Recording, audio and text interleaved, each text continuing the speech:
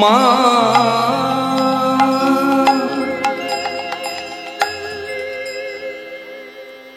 তং স্বাহা ত্বং স্বাধা ত্বং রিব ষট্কার স্বরাত্মিকা সুধাতমক্ষরে নিদ্রে ত্রিধা মাত্রাত্মিকা স্থিতা अर्धमात्रा स्थिता नित्या जानूचर्ज विशेषत तमेव सा त्वं सावित्री त्वं देवी जननी परा तैव धार्यते सर्वं तैः तत्सृज्यते जगत् तैः तत्पाल्यते देवी तमक्षन्ते च सर्वदा विशिष्टो सृष्टिरूपा त्वं स्थितिरूपा च पालने तथा संगृहीतिरूपान्ते जगदस्य जगन्मय महाविद्या महामाया महामेधा महास्मृति महामोहा च भवती महादेवी महाशुरी प्रकृतिस्त्वं हि सर्वस्व गुणत्रय विभाविनी कालरात्रि महारात्रि मोहरात्रिश्च दारुणा त्वं श्री तमेश्वरी त्वं ह्रीस्त्वं बुद्धिर्बललक्षणा लज्जा पुष्टि तथा तुष्टि त्वं शान्ति शान्तिरेव च खड्गिनी शूलिनी घोड़ा गदिनी चक्रिणी तथा शंखिनी चापिनी बाण भूषुंडी परिघायुधा सौम्या सौम्यतरा शेष समेभ्यः स्तुति सुंदरी परावरणं परमा त्वमेव परमेश्वरी या देवी सर्वभूतेषु विष्णुमायते शक्तिता नमस्तस्यै नमस्तस्यै नमस्तस्यै नमो नमः या देवी सर्वभूतेषु मातृरूपेण संस्थिता नमस्तस्यै नमस्तस्यै नमस्तस्यै नमो नमः या देवी सर्वभूतेषु प्रकृतिरूपेण संस्थिता नमस्तस्यै नमस्तस्यै नमस्तस्यै नमो नमः या देवी सर्वभूतेषु कायारूपेण संस्थिता नमस्तस्यै नमस्तस्यै नमस्तस्यै नमो नमः सर्वमङ्गलमाङ्गल्ये शिवे सर्वार्थसाधिके शरण्ये त्र्यम्बके गौरी नारायणी नमोस्तुते सृष्टिस्थितिविनाशान शक्तिभूते सनातनी गुणाश्रयी गुणोमयी नारायणी नमोस्तुते।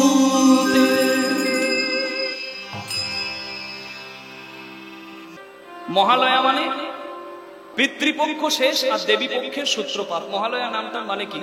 মহাযুক্ত আলয়। মহা মানে বিশেষ, আলয় মানে স্থান, যেখানে শান্তিতে স্থান পায় সবাই। সেটা কোন জায়গায়? অনেকে মনে পড়ে পিতৃপক্ষ, অনেকে মনে করে দেবী পক্ষ মানে মায়ের কোল, অনেকে মনে করে পূর্বপুরুষ যারা স্বর্গবাসী হয়েছেন তাদের স্নেহ ছায়া মানে পিতৃলোক, অনেকে মনে করে দেবীলোক। যাই হোক, এখানে শ্রেষ্ঠ আশ্রয়কে বলা হয়েছে মহালয়া।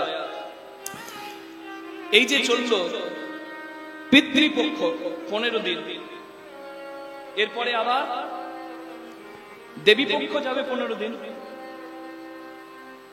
এই পিতৃপক্ষে স্বয়ং মহাভারতের রথী কর্ণকেও আসতে হয়েছিল ধরাধামে মৃত্যুর পরে। কর্ণ জীবনে পরম দানী ছিলেন, আপনারা জানেন, পরম দাতা ছিলেন, দান করেছেন। কিন্তু তারও যখন স্বর্গযাত্রা হলো, শুধু সোনাদানা খেতে দিচ্ছে তাকে। সোনাদানা কি খাওয়া যায়? কর্ণ তখন বলছে, আমাকে সোনাদানা থালায় থালায় সাজিয়ে দিলে আমি কি খেতে পারবো? বলছে, তুমি তোমার পূর্বপুরুষকে জল দান পর্যন্ত করনি, তাই তোমার এই দুর্গতি। তাই কি করতে হবে? তোমাকে তর্পণ করতে হবে। তর্পণ, তর্পণ, পিতৃপুরুষকে তর্পণ করতে, তর্পণে তিল জল দান করতে হবে। কর্ণকেও এই পিতৃপক্ষে এসে ওই তর্পণ করে তিল জল পূর্বপুরুষকে দান করে তবে কখনো উদ্ধার পেতে হয়েছিল। নিতাই গৌর প্রেমানন্দে হরি হরি। তাই যারা তর্পণ করেন, অনেকে মনে করে মানে তর্পণের দিনটা হচ্ছে অশুভ দিন, মহালয়ার দিন মানে অশুভ দিন। হ্যাঁ গো, অনেকে মনে করে তর্পণ মানে অশুভ একটা ব্যাপার। অনেকের কাছে অশুভ হতে পারে, তবে যারা পিতাকে শ্রদ্ধা করে তাদের কাছে, সেই সন্তানের কাছে কোনোদিন অশুভ নয়। একজন ব্রাহ্মণ প্রতিদিন ত্রিসন্ধ্যা গায়ত্রী মন্ত্র জপ করে। একবেলা হচ্ছে ব্রাহ্ম মুহূর্ত ভোরের আগে, একবার হচ্ছে দুপুর বেলা, আর একবার হচ্ছে ওই সূর্য অস্ত যাবে সন্ধ্যাবেলা। ত্রিসন্ধ্যা গায়ত্রী বলা হয় এটাকে।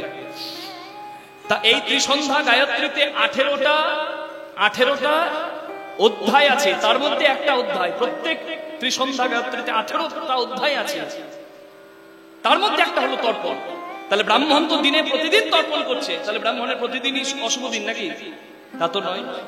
অনেকে মহালয়ার দিন তর্পণ করে মনে মনে ভাবে যে মহালয়ার দিন তর্পণ করে দিলেই বুঝি হয়ে যায় না, উচিত ওই পিতৃপক্ষের প্রতিদিন তর্পণ করা। যদি কেউ না পারে তখন সে মহালয়ার দিন তর্পণ করবেন একজন পূজারী ব্রাহ্মণের সঙ্গে গিয়ে, বা অনেকে যারা জেনে গেছেন তারা নিজেরা যান। এখন মহালয়া থেকে শুরু হয়ে যায় দুর্গাপূজার উত্থান। একটা কথা লক্ষ্য করবেন, এবছর মহালয়া 21শে সেপ্টেম্বর, 28শে সেপ্টেম্বর হচ্ছে মহাষষ্ঠী। চক্ষুদান করে অনেকে, অনেকে মহালয়াতেও চক্ষুদান করে। সপ্তমীতে কলা বউ আনা হয়। কলা বউ কি জানেন অনেকে? কলা বউ গণেশের পাশে থাকে। অনেকে মনে মনে করে গণেশের বুঝি স্ত্রী, এই ভুলটি যেন করবেন না। কলা বউ হলো নবপত্রিকা, অর্থাৎ মা দুর্গা। মা দুর্গা বিভিন্ন রূপে বিরাজ করছেন জগতে, সেই বিভিন্ন রূপকে এক স্থানে বসিয়ে মাকে আবাহন করা। ইয়াগচ্ছ ইয়াগচ্ছ ইহতিষ্ঠ ইহতিষ্ঠত্রাধিষ্ঠানাং কুরু মম কুচ গৃহানাং স্থাং স্তিংস্তু স্থিরা ভব বলে ব্রাহ্মণ কিন্তু আবাহন করে। ইয়াগচ্ছ ইয়াগচ্ছ বলে ডাকা হয়। প্রাণ প্রতিষ্ঠা মানে কি? মূর্তিতে বসিয়ে দেয় নাকি ঠাকুরকে? আমার হৃদয়ের ধনকে আমি মূর্তিতে আবাহন করলাম। আমি হৃদয়ে মাকে যে মূর্তিতে ধ্যান করি, আমি মূর্তির মধ্যে রেখে, মাটির মূর্তিতে রেখে আমি মাকে সেই রূপে পূজা করছি। এটা হলো প্রাণ প্রতিষ্ঠা। চক্ষুদান প্রাণ প্রতিষ্ঠা। এখন ইয়াগচ্ছ বলে আমরা যেমন মাকে নিয়ে আসি, অনেকে আবার বিসর্জনের বিরুদ্ধে। বিসর্জন কেন দেবে? মাকে কেন ফেলে দেবে? বোকার মূর্খের অশেষ দুর্গতি। ইয়াগচ্ছ বলে আবাহন করছি, মা কি এতই তুচ্ছ ওই মাটির মধ্যে পড়ে থাকবে সারা বছর? আমি মাকে ওই রূপে পূজা করছি।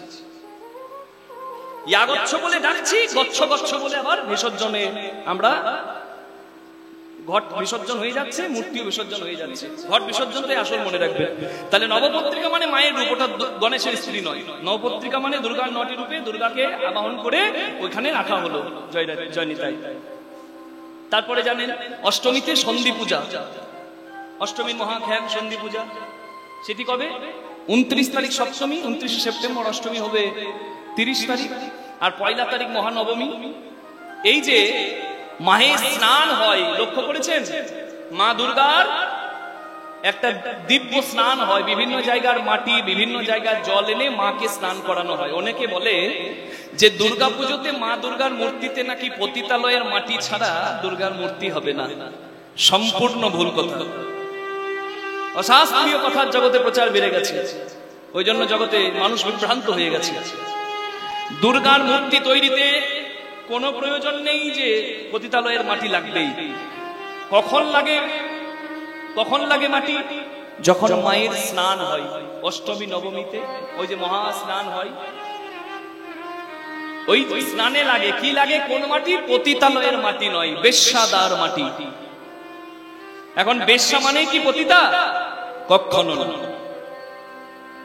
আমরা যেখান থেকে মাটি জোগাড় করে আনতে যাই সেই জায়গা কখনো ওই বেশ্যাদার নয়। দ্বিচারিণী নারী, দেখুন সমাজে প্রত্যেকটি স্তরের নারীর প্রয়োজন আছে। আমি প্রত্যেককে শ্রদ্ধা করি। প্রত্যেকের কর্ম তার কাছে সুন্দর। কেন? সংসারে বাঁচতে গেলে, জীবনে বাঁচতে গেলে বিভিন্ন জনকে বিভিন্ন পথ বেছে নিতে হয়। আর সমাজে প্রত্যেকের প্রয়োজন আছে। প্রত্যেকে আছে বলে সমাজ চলছে, তাই প্রত্যেককে আমি শ্রদ্ধা করি। কিন্তু ভুল ব্যাখ্যাটির বিরুদ্ধে আমি। কেন ভুল ব্যাখ্যা হবে? এখানে বলা হচ্ছে বেশ্যাদারের মাটি লাগে মায়ের মহাস্নানে। বিভিন্ন জায়গার জল আর বিভিন্ন জায়গার মাটি, তো সেই মাটির মধ্যে একটা মাটি হচ্ছে বেশ্যাদার মাটি। বেশ্যাদার মানে কি? মহানির্বাণ তন্ত্রে মহাদেব পার্বতীকে বলছেন, একদম শাস্ত্রের বচন শুনুন। অভিষিক্তা ভবেত বেশ্যা ন বেশ্যা কুলটা প্রিয়ে কুলটার সঙ্গমা দেবী রৌরবং নরকং ব্রজেত। মহাদেব স্বয়ং পার্বতীকে বলছেন, আর মহানির্বাণ তন্ত্রে সেটা বলা আছে। সেখানে বলা হচ্ছে অভিষিক্তা ভবেদ বেশ্যা, মানে কি, যে দ্বিচারিণী নারী, যে পতিতা, তার ঘরের মাটি নয়। সাধক বা সাধিকা যখন তপস্যা করে, সাধনা করে দশ মহাবিদ্যাকে, মা দুর্গার যে 10টা রূপ, ওই যে দ্বিতীয় রূপ হচ্ছে মা তারা, নানা রূপ আছে, দশ মহাবিদ্যাকে যখন সাধনার দ্বারা বশ করে ফেলে, সেটা নারী হতে পারে, পুরুষ হতে পারে, সাধক হতে পারে, সাধিকা হতে পারে, তারা যখন বশ করে ফেলে তখন বশীভূত করার ক্ষমতা পেয়ে তাদেরই নাম হয় বেশ্যা। ন বেশ্যা কুলোটা প্রিয়ে, কুলোটা নারীর কথা এখানে বলা হয়নি, সাধক বা সাধিকার সাধনার স্থানের মাটির কথা বলা হয়েছে। হরিব, বোঝা যাচ্ছে কোন জায়গার মাটি, কোন বেশ্যাদার মাটি? সাধনার স্থানের মাটি। জয় নিতাই। আর কুলোটা সঙ্গ দেবী রৌরবম নরকম বজে, আর ওই কুলোটা নারী সঙ্গ যে করে সে তো রৌরব নামে নরকে যায়। জয় দাদি, জয় দাদি। তাহলে সম্মান করব সবাইকে, কিন্তু মা দুর্গার পূজাতে যে মাটি লাগে সেটা হচ্ছে ওই সাধক বা সাধিকার সাধনার স্থানের মাটি, আর না হলে গঙ্গা মাটি, না হলে গুরু বাড়ির মাটি। নিতাই গৌর প্রেমানন্দে হরি হরি হরি। আর মায়ের ঘট বিসর্জন হবে, আর মায়ের মূর্তি বিসর্জন হবে দশমীর দিন। অনেকে একাদশীতে করেন, অনেকে দ্বাদশীতে করেন, সেটা আলাদা ব্যাপার। কিন্তু মনে রাখতে হবে, আমরা যেন বিদায়টাকে মাকে চোখের জলে জানাতে পারি। মা তো, মাকে কেঁদে কেঁদে যদি বিদায় জানাই, তাহলে মায়ের প্রতি যথার্থ শ্রদ্ধা নিবেদন হবে। আর ঢিপ ঢিপ ঢিপ করে ডিজে বাজিয়ে বিসর্জন করাটাকে যেন আসল ভাববেন না। বাংলাদেশে দেখেছি, বাঁকুড়ার কিছু জায়গায় দেখেছি, কীর্তন গাইতে গিয়ে অষ্টমীতে নবমীতে তারা চোখের জলে বুক ভাসায়, জানেন সারা গ্রামের লোক কাঁদে বিসর্জনে। কিন্তু উচ্ছৃঙ্খল হয়ে যাচ্ছে আজকালকার সমাজ, মদ মাংস গিলছে, অসভ্যের মতো ডিজে বাজাতে বাজাতে মাকে বিদায় দিচ্ছে, সংস্কৃতিকে জলাঞ্জলি দিয়ে ছাড়ছে। তাই আমাদের মূল সংস্কৃতিটি যেন সেই জায়গায় থাকে, বাকি আনন্দ যারা করবে তারা যেভাবে করছে করুক, আসল জায়গাগুলো যেন অক্ষুণ্ণ থাকে, এই দিকে আপনারাও ধ্যান দেবেন, লক্ষ্য রাখবেন, এটাই সবার কাছে প্রার্থনা। আমি যোগমায়া রূপে গোপীদের গোবিন্দ পাইয়েছি, তাই তোকে আশীর্বাদ করি, শুধু হরিভজন নয়, জীবনে সংসারী হয়ে যা কিছু লাগে তোর সব আসবে।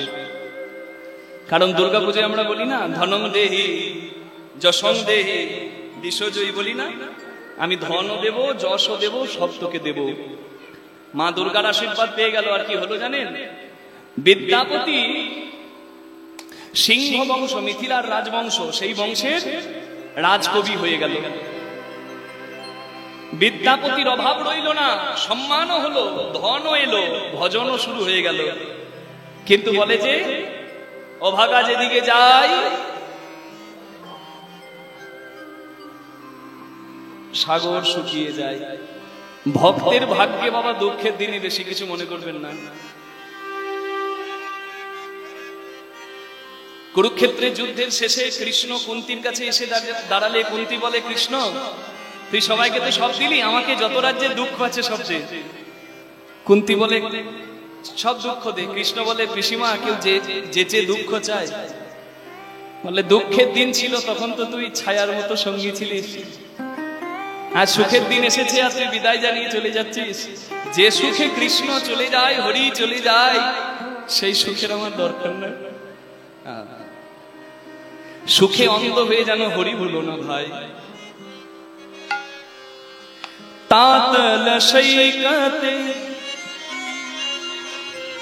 ভর দুপুর বেলায় বিদ্যাপতি গান গাইছে, তার সংসার হয়েছে, কিন্তু একটা দুঃখের কি জানেন? মিথিলার রাজা হলো শিবসিংহ, তার স্ত্রীর নাম হলো লক্ষ্মীবাই। বিদ্যাপতি এত সুন্দর গান গায় আর এত সুন্দর দেখতে, বিদ্যাপতির প্রেমে পড়ে গেল রানী।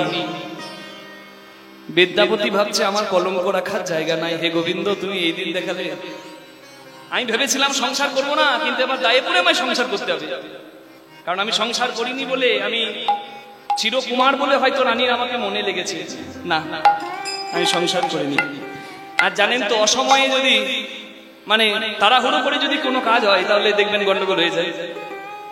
সোনুরি না পেয়ে আনাড়ি পেয়ে গেল, মানে বিদ্যাপতি মিষ্টি ভাষা বলে, কোকিলের মতো ডাক্তার। সে স্ত্রীকে ডাকে মহামায়া,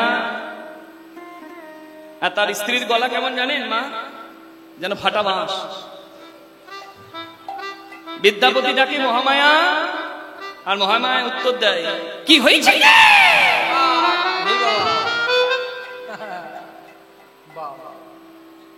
না আপনাদের গলা এমন না।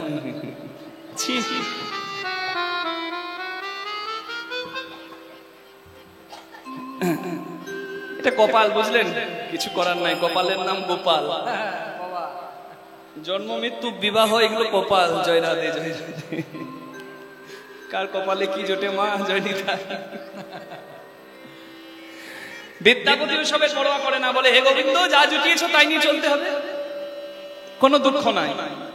কিন্তু আমি অনেকটা সময় জীবনে নষ্ট করে দিলাম, আর একটু যদি বেশি সময় পেতাম বেশি বেশি তোমার ভজন করতে পারতাম।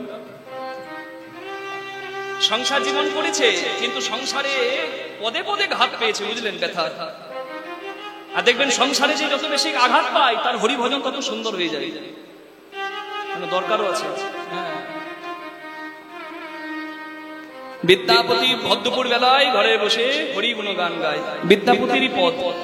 তাতল সৈকতে বারি বিন্দু সম সুতমিত রমণী সমাজে, সুতমিত রমণী সমাজে। তাতল সৈকত বারি বিন্দু সম সুতমিত রমণী সমাজে,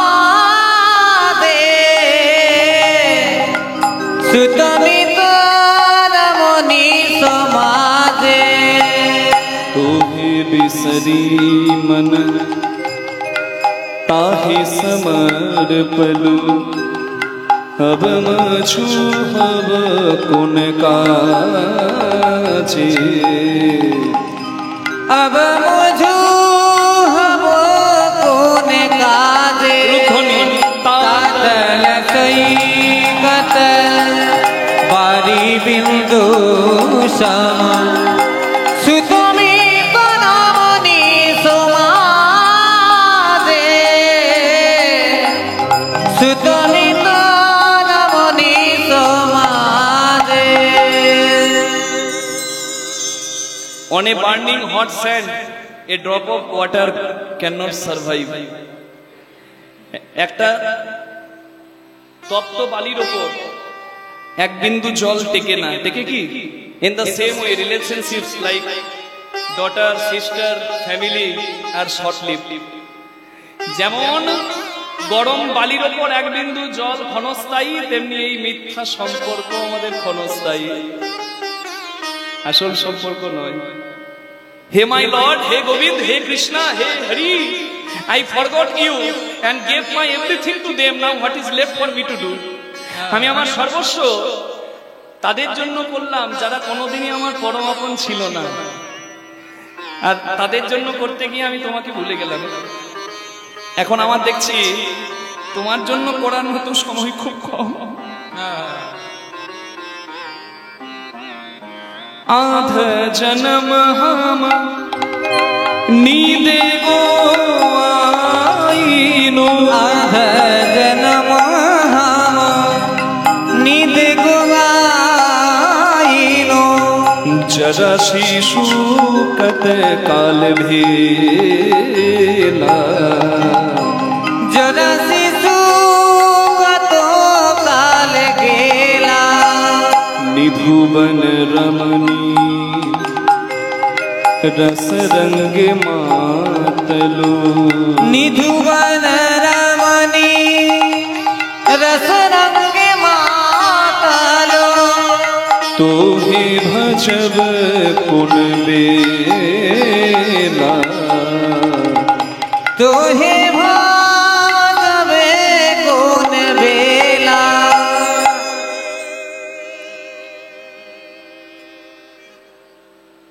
বাল্যকালে হরি ভজে হরি পাওয়ার আসে, যৌবনকালে হরি ভজে হরি আসে কিনা আসে, আর বৃদ্ধাবস্থায় হরি ভজে জমের তর আসে। জম এসে দাঁড়ালে তখন হরি হরি বাঁচাও হরি। সময় থাকতে করো ভাই, বিপদে পড়ে ডেকে লাভ নাই। হরি বল। ছোটবেলায় ঠিক ভুল জানতাম না, দিন গেল। যৌবনকালে মিথ্যা রসে দিন গেল। রোগ জ্বালা হলো, শরীর অসুস্থতাই দিনগুলোকে নষ্ট করালো। আর যখন আমার হরিভজনের সময় গুনতে গেলাম, দেখলাম হরি তোমায় ডাকার আমার সময় হলো।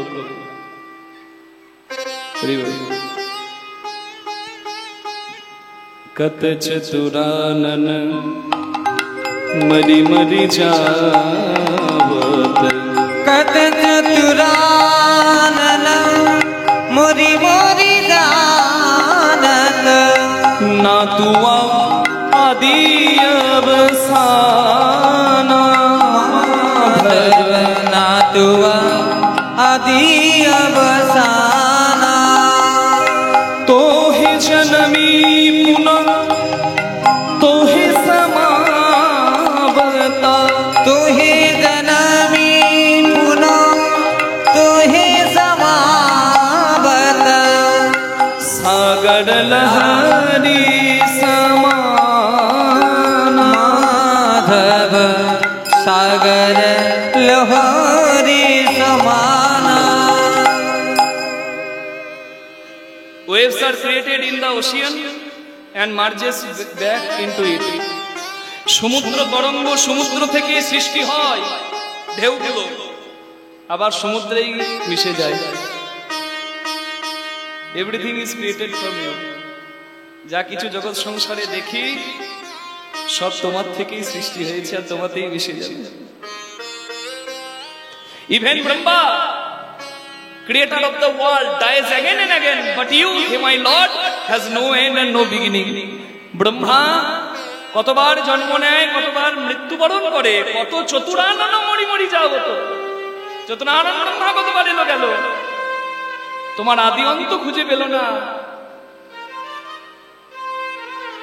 আর আমার এই জীবনে আমি জন্ম নিয়ে সেই তোমাকেই বুঝলাম।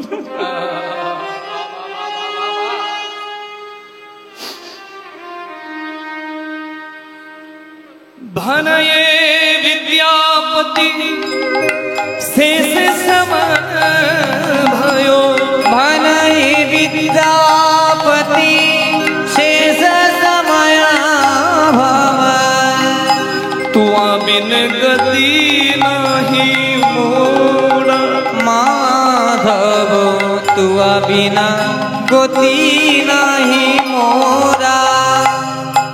आदि अनादि का नाथ कहायसी, आदि अनादि नाथ कहायसी, अब तारण हार तुहारा,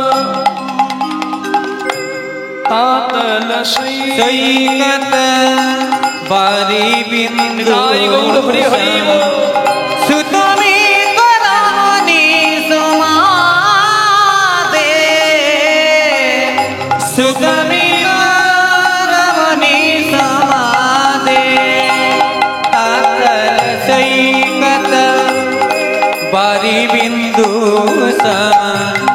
सुतमी करानी समादे, सुतमी करानी समादे।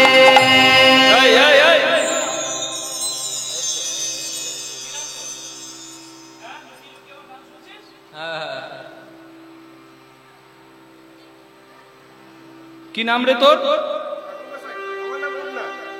হ্যাঁ, বিদ্যাপতি ঘরে গান গাইছে দুপুর বেলায়, আর একজন জানলার পাশে দাঁড়িয়ে দাঁড়িয়ে লুকিয়ে লুকিয়ে বিদ্যাপতির গান শুনছে। বিদ্যাপতি বাইরে এসে বলছে, এই ছেলে কি নাম রে তোর? বলে আমার নাম উগনা। হ্যাঁ, কি নাম? উগনা। এ উগনা আবার কারো নাম হয়? আচ্ছা যাক, নাম যাই হোক। এই ভরদুপুর বেলায় আমার ঘরে কি মনে করে বলে, আগে বাবু এই বিসফি গ্রামে আমি এসেছি ভিক্ষা করতে, আমি অনাথ, আমার তিন কুলে কেউ নাই, কখনো গাছের ছায়ায় কখনো মন্দিরের বারান্দায় রাত কাটায়, যে যা তুলে দেয় সেই পাই। এই গ্রামে ভিক্ষা করতে এসে শুনতে পেলাম বিদ্যাপতি নামে এক পরম দয়াল আছে এই গ্রামে, যে রাজার রাজকবি, তার যত সুন্দর গলা তত সুন্দর তার মন, তার ঘরে সবাই জায়গা পায়। আমি তার বাড়ি খুঁজছিলাম, তা যেতে যেতে আপনার গান শুনে, আপনার গান শুনতে দাঁড়িয়ে গেলাম। কি সুন্দর গান করেন আপনি। কার বাড়ি যাবি? আগে বিদ্যাপতি ঠাকুরের। আমি তো বিদ্যাপতি। হ্যাঁ বাবু,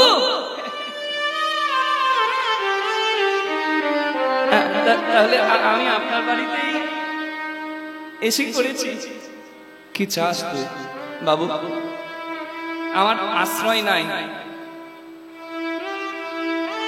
ক্ষুধার জ্বালা নিবারণ করার কোনো ব্যবস্থাও নাই, আপনি যদি আপনার বাড়িতে একটু আশ্রয় দেন, আমি এমনি এমনি থাকবো না, সব কাজ করে দেবো, কাপড় কাচা, বাসন মাজা, ঘর পরিষ্কার করা, ঘর ঝাড় দেওয়া, বাজার এনে দেবো, সব সব।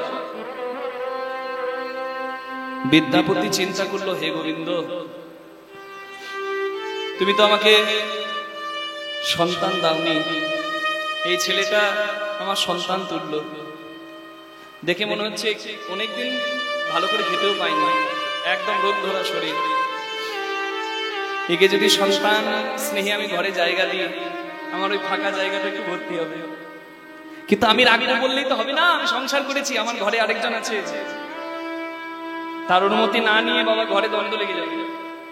তাই ডাকছে, মহামায়া একবার এসো তো, এই দেখো না একটা ছেলে এই আমার ঘরে থাকবে বলছে, সব কাজ করবো বলছে, ও মহামায়া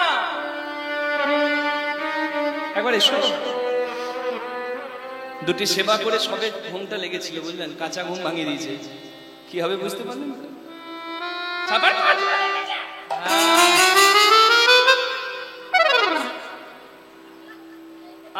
তোমাকে মুখে মিষ্টি দেয় নাই, মধু দেয় নাই মা, সব সময় কটু কথা। এই দেখো এই ছেলেটা বলছে আমার ঘরে থাকবে, সব কাজ করে দেবে, ও অনাথ তো, ওকে আশ্রয় দেওয়া যায় না। দেখি মুখ,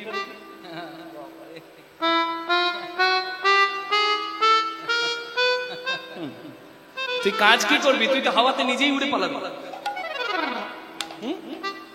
এই রোগ ধরা শরীরে তুই কাজ করতে পারবি? মা ঠাকুর, আমার এই শরীর থেকে ভাববেন আমি সব করতে পারি, বাসন মাজা, কাপড় কাচা, ঘর পরিষ্কার করা, ঘর ঝাড় দেওয়া, ঘাট করে দেওয়া, থলি ধরে সব পারবো। বেশ, মুখে বড় বড় কথা হলে হবে না, কাজে যদি না হয়েছে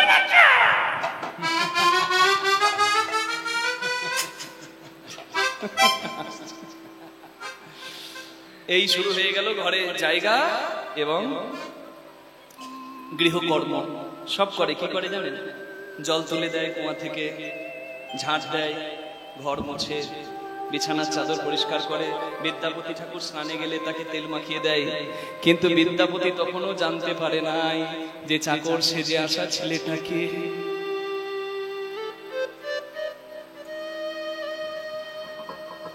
একদিন সকালবেলা বিদ্যাপতি হাটে যাচ্ছে, মহামায়া ডাকছে, ওই নার্স সাহেবের নাতি কোথায় গেল?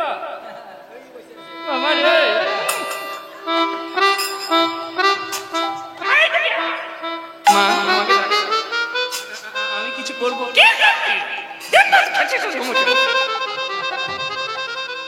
মা বলুন না কি করবো? ওই দেখ বাবু হাটে যাচ্ছে, যা থলি ধরে হাটে যা। যাচ্ছি মা। বিদ্যাপতি হাটে যাচ্ছে আর থলি ধরে উগনা পেছনে পেছনে। কি আছে? পরনে ধুতি, গলায় গামছা, একদম রোগা বাবা, বাতাসে দুলবে এমন শরীর, থলি ধরে যাচ্ছে পিছু পিছু। 1 মাইল গিয়ে এত রোদ, বিদ্যাপতি আর হাঁটতে পারছে না, বলছে ওখানে আমি মরে যাবো। এই বট গাছের ছায়া পেয়েছি, এই শিকড়ে আমি একটু বসি। বিদ্যাপতি বসলো, তার নিচে পায়ের তলায় মাটিতে উগনাও বসে পড়লো। বিদ্যাপতি বলে, আমি তো এমনি বসে থাকতে পারি না, গোবিন্দের একটা গান আমি গাই, তুই শুনবি?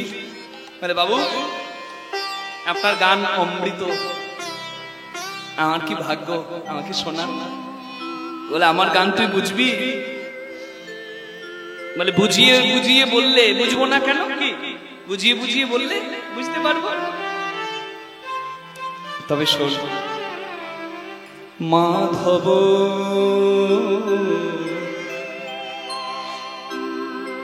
বহুত মিনতি কর তুই, বলিও হে রাধা মা মাধব হে তোমায় বহুত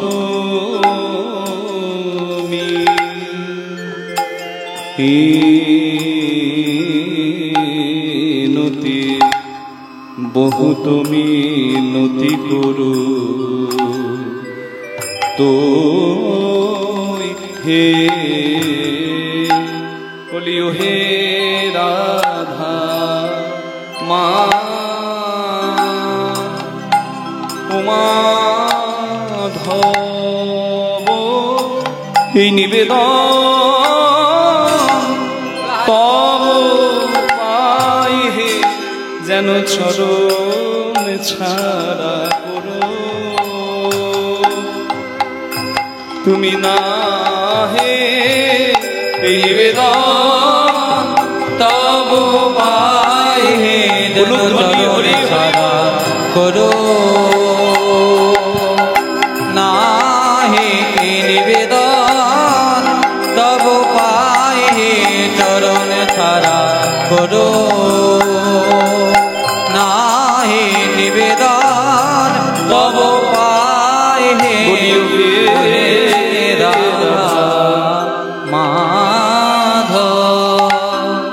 কীর্তনের এই শেষ জায়গাটা আর 5-10টা মিনিট জানবেন এই লীলার সব থেকে আসল জায়গা।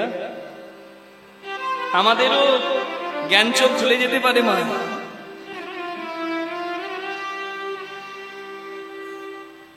ও বাবু বলো না, এ আমি কিছুই বুঝি না, একটুকে বুঝে ও হে রাধা মা কি বুঝবো? সবাই তো বোঝে না মা, কিন্তু জানবেন এটাই আসল কীর্তন। আমি যে তালটা গাইলাম এটা মধ্যম দশকোষী তাল, দশকোষী ঘরের গান। আমি এসব বুঝি না। আপনি হরির গান গাইছেন এটা বুঝতে পেরেছি, বলে হ্যাঁ ঠিক ধরেছিস, হরি বল। তা ভগবানকে ডাকতে গেলে কি দিয়ে ডাকতে হয় আপনি এবার আমাকে বলুন। বলে দেহি তুলসী তিল দেহ মনু সমর কুলু, মাধব দেহি তুলসী তিল দেহ মন সমর বিনু, এখন দয়া জানি না ছোড়ো বিমু, মাধবে হে দয়া জানি না ছোড়ো হিমু, তুমি জানো আমায় দয়া ছেড়ো না হে, আমায়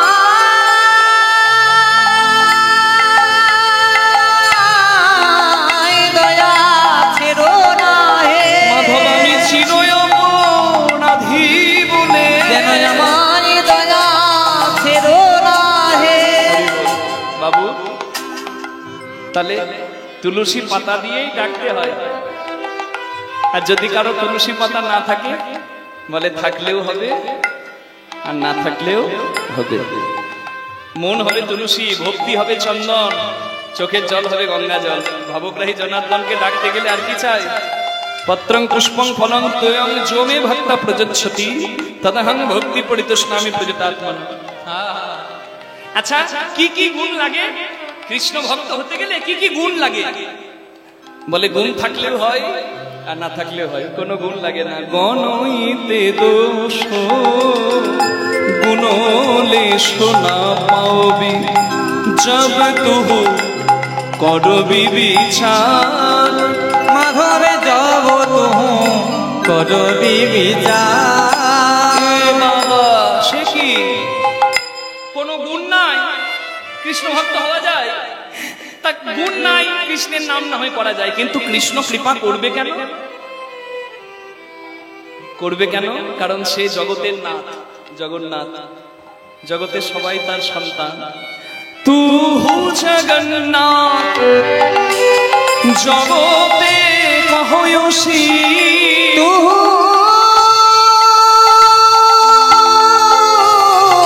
জগন্নাথ এই জগতে কহয়সী, নানা জগবাহী নহি মুই ছা, জগবাহী নহে মুই ছা।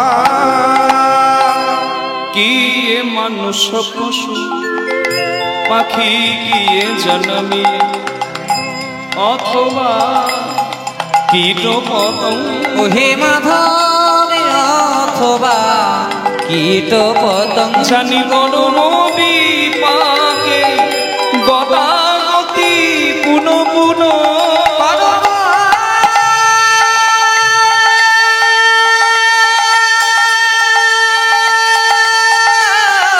বিপাকে গতাগতি পুন পুন, যেন মতির তোয়া পদ সঙ্গ, মাধবী মতির তোয়া পর সঙ্গ, যেন ওই চরণে মতি থাকে, ওই চরণে মতি থাকে, যে কুলে আমায় পাঠাও না কেন, ওই চরণে মতি থাকে।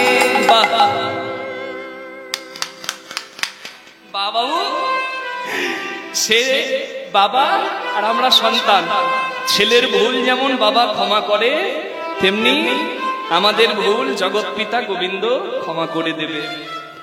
এই জন্মে মানুষ বলে আমাদের এত বুদ্ধি, ভগবানকে বাবা সাজিয়ে নিজেরা সন্তান সেজে পাপের প্রায়শ্চিত্ত করে দিচ্ছি। পরের জন্মে যদি মানুষ না হই, যদি পাখি হই, পশু হই, তখন বুদ্ধি পাবো কোথায়? তখন কি করে হরি ভজন হবে? পরের জন্মের প্রার্থনা তাই উগনা এই জন্মেই করে দিতে হবে। এই জন্মে মানুষ করে জন্ম দিয়েছ, হরি বলার বদন পেয়েছি। হে গোবিন্দ, পর জন্মে যদি এই বদন না পাই, যদি তুমি আমায় পশু করো, তুমি যেন আমায় ধেনু করে জন্ম দিও। আমার দুগ্ধ দিয়ে তোমার সেবা হবে, আমার চামড়া দিয়ে তোমার সেবার মৃদঙ্গ হবে। পশু না করে, পশু না করে তুমি যদি আমায় পাখি করো, তুমি যেন আমায় ময়ূর বলে জন্ম দিও। আমার পালক দিয়ে তোমার ছুড়া হবে। আর পশু পাখি না করে যদি তুমি আমায় কীট পতঙ্গ করো, যেন মধুমক্ষিকা করো। ফুলে ফুলে ঘুরে ঘুরে আমি চাকে তোমার জন্য মধু জমাব। আর যদি আমার জলে তুমি জন্ম দাও, তুমি যেন শঙ্খ করে জন্ম দিও। তোমার আরতিকালে ভক্ত বদনে প্রাণ ভরে বাঁচব। আর যদি তুমি আমায় বৃক্ষ লতা করো, তাহলে যেন তুলসী গাছ করে দিও। আমার পত্র মঞ্জরি তোমার সেবাই লাগবে। আমার মৃত্যুর পরে আমার কাণ্ড দিয়ে কণ্ঠী মালা করে ভক্ত কণ্ঠে ধারণ। তুমি যে কুলেই পাঠাও না কেন প্রভু, আমি যেন তোমার সেবাই লাগি। মাধবে যেন তোমার সেবাই লাগি, গোবিন্দ যেন তোমার আমি সেবাই লাগি। তুমি যে কুলে জন গোবিন্দ হে,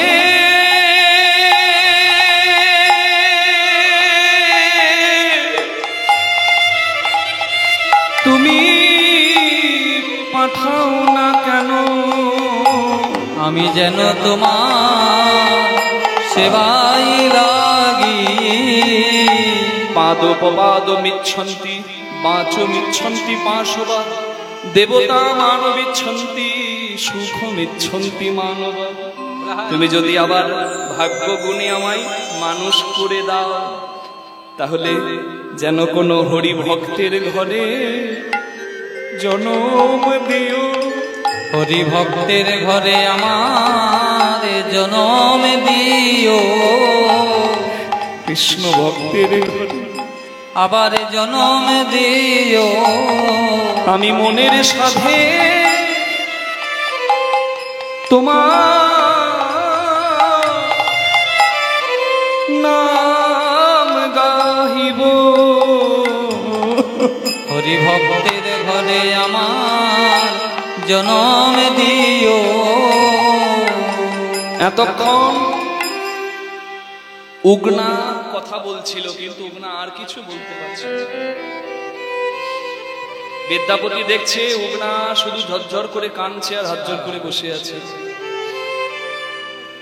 ভনই বিদ্যাপতি অতিশয় কাতর, ধনই বিদ্যাপতি অতিশয় কাতর, তরইতে হো ভব সিন্ধু, তরইতে হো ভব সিন্ধু।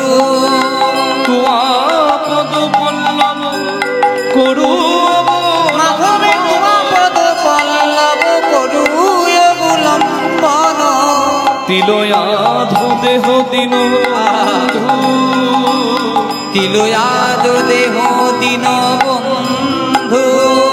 সবাই হাত জোর করে বলুন, আমায় দান করো হে, আমায় দান করো হে, এক বিন্দু কৃপা দান করো হে। এক বিন্দু কৃপায় আমায় দান করো হে।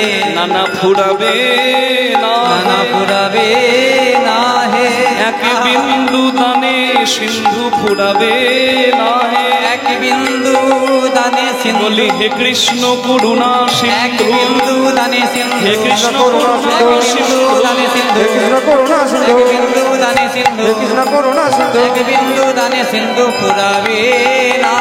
তিলয়াধ দেহ দিন বন্ধু, দীন বন্ধু দীন বন্ধু, তিলয়াধ দেহ দীন বন্ধু।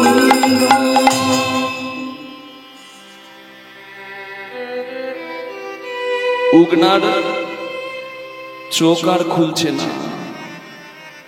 বিদ্যাপতি ঠাকুর ভাবলেন, ভগবান চেনা যায় চরণে আর ভক্ত চেনা যায় নয়নে। ভগবানের চরণে চরণ চিহ্ন থাকে আর ভক্তের নয়নে সর্বদা কৃষ্ণ নামের অশ্রু থাকে। সাধারণ কোনো চাকর এত কাঁদতে পারে না, এই কান্না আসবে নিশ্চয়ই কোনো পরম হরিভক্তের। আমার ঘরে চাকর সেজে পড়ে আছে যে সে কোনো সাধারণ ছেলে নয়, বুঝতে পেরেছি, আমি পরীক্ষা করবো একে। বিদ্যাপতি ডাকছেন, উগনা, এই উগনা, এই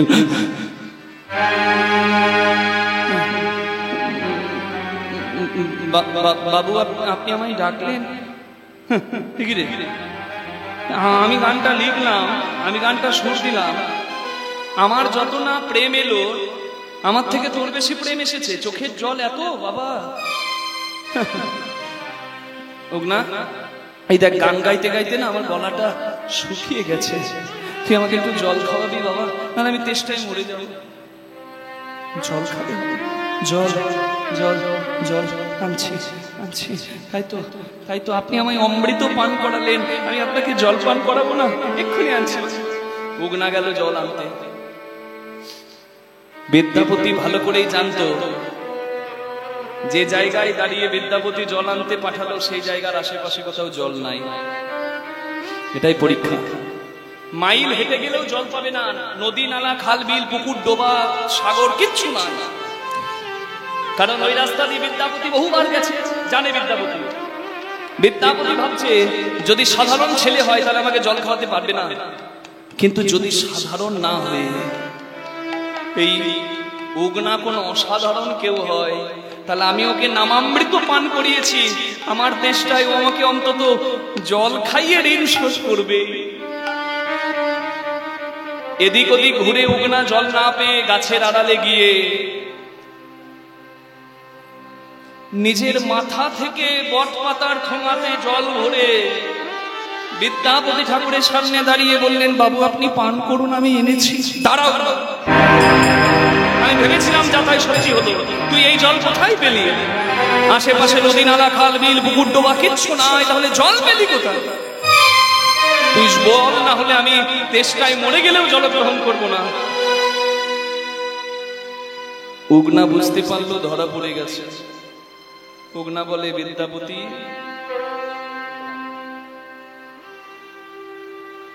আমি ভেবেছিলাম পরিচয় বলবো না, কিন্তু বাধ্য হলাম পরিচয় বলতে। ওগো বিদ্যাপতি ঠাকুর, তুমি আমার উপর পুরো আশ্বাস রাখতে পারো, পুরো বিশ্বাস রাখতে পারো। এই জল তো আমি যেখান থেকে সেখান থেকে আনি নাই, এই জল আমি আমার মাথা হতে এনেছি, আমার মাথা হতে এনেছি, আমার মাথা হতে এনেছি, আমার মাথা হতে এনেছি। এ যে শুদ্ধ গঙ্গা জল, আমার মাথা হতে এনেছি, এ যে শুদ্ধ গঙ্গা জল। তুমি নির্দ্বিধায় পান করো, এ যে শুদ্ধ গঙ্গা জল, তুমি নির্বিধায় পান করো। এ যে শুদ্ধ গঙ্গা জল, তুমি নির্বিধায় পান করো।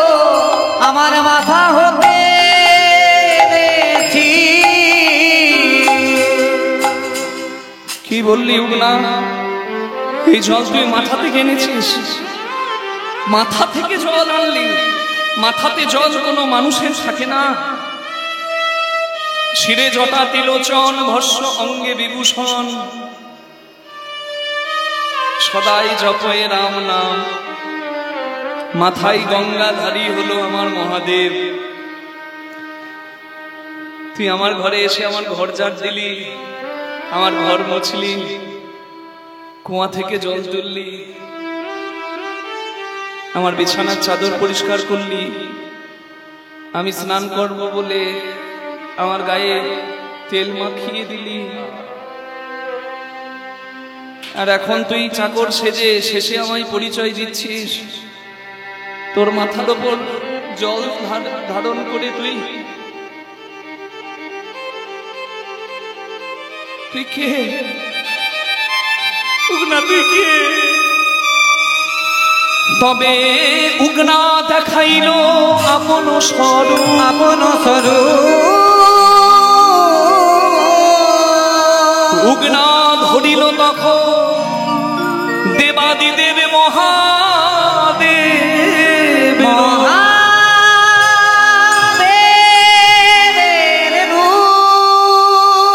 দেখি বিদ্যাপতি করিল চরণে, করিল চরণে। হানাথ হানাথ বলে কাঁদে ঘনে ঘর, কাঁদে ঘনে ঘর। ওম নমঃ শিবায় শান্তায় কারণত্রয়ে তবে নিবেদয়ামি সাধমানং ত্বঙ্গতি পরমেশ্বর, নিবেদয়ামি সাধমানং ত্বঙ্গতি পরমেশ্বর। ওম নমঃ শিবায়, ওম নমঃ শিবায়, ওম নমঃ শিবায়। ওম নমঃ শিবায়। প্রভু মনীষমশেষ গুণম গুণহীন মহেশ গণাবরণ, রণনির্জিত দুর্জয় দৈত্যপুরম, প্রণমামি শিবং শিবোমঙ্গলপুত্রম। ওম নমঃ শিবায়, ওম নমঃ শিবায়, ওম নমঃ শিবায়। गिरिराज सुतनृत वाम तनु,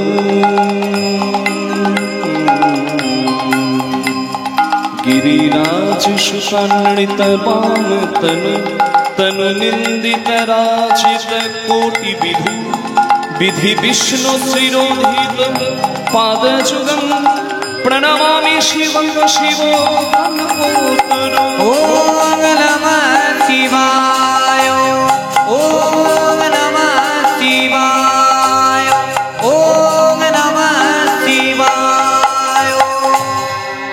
তুমি কি করবে?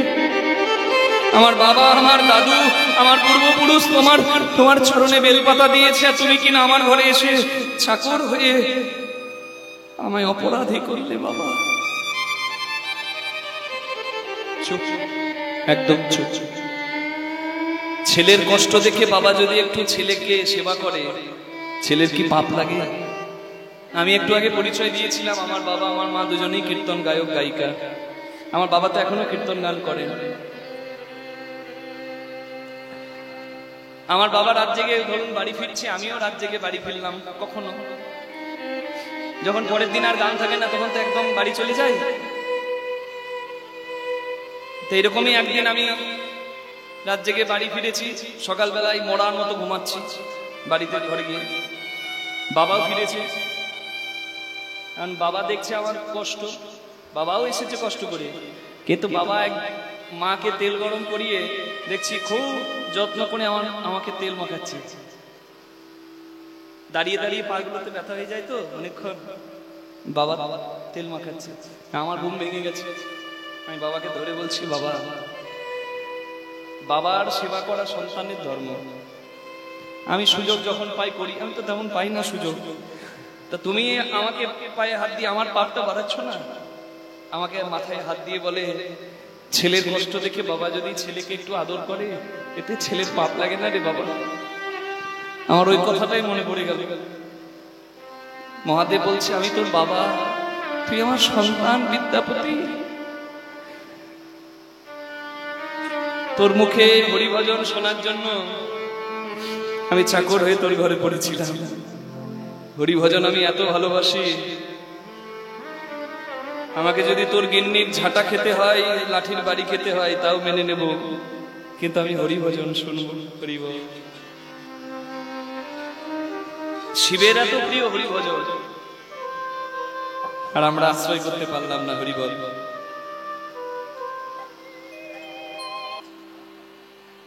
হরিভজন শোনার জন্য স্বয়ং শিব এলেন চাকর রূপে, এবং যখন পরিচয় দিয়ে দিলেন, বলে আমি বিদায় নিচ্ছি, তবে তোর ঘরে শিবলিঙ্গ রূপে আমি উঠবো, একটা করে হরিভজন তুই আমাকে প্রতিদিন শোনাবি। বিস্ফি গ্রামে আজও বিদ্যাপতি নাই, কিন্তু সেই শিবলিঙ্গ আছে যেখানে আজও একটা করে কৃষ্ণের পদ, বিদ্যাপতির পদ আমার ভোলানাথকে শোনানো হয়। কৃষ্ণের পদ শিবকে শোনানো হয়নি। তাই গৌর প্রেমানন্দে হরিবল হরিবল। এটাই হচ্ছে বৈষ্ণব জগতের সার্থকতা। শিব ভক্ত হরিভক্ত এক হয়ে গেল, মিলেমিশে একাকার। ভক্ত হবেন, বিভক্ত হবেন না, তবেই সনাতন ধর্মের মান থাকবে। প্রেম সে বলুন রাধা রানী কি জয়, শ্যাম সুন্দর কি জয়, সবাই মিলে প্রেম সে বলা যাবে কি জয়। ভক্ত ভগবানের মিলন হলো, প্রেমানন্দে হরি বলো। সবাই একসঙ্গে কি? গিরিধারী লাল নাচে শ্যাম গোপাল, রাধা রমন নাচে দিয়া তালে তাল। গিরিধারী লাল নাচে শ্যাম গোপাল, রাধা রমন নাচে দিয়ে তালে তাল। আমার নাচে রে নন্দ দুলাল, আমার নাচে রে নন্দ দুলাল।